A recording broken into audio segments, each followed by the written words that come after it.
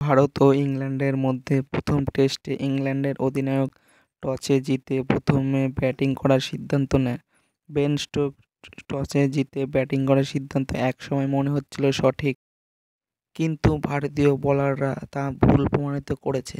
ইংল্যান্ডের প্রথম উইকেট পড়ার পর এক এক করে ভারতীয় বোলাররা ইংল্যান্ডকে ২৪৬ রানে আটকে দেয়।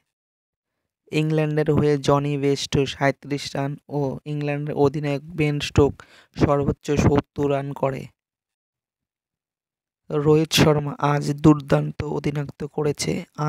অধিনায়ক রোহিত শর্মা সবসময় তার অধিনায়কত্ব দিয়ে সর্বোচ্চ ভারতীয় বললে ভুল হবে, দেশে বিদেশে সব দর্শক ও খেলোয়াড়দের মন জিতে নিয়েছে।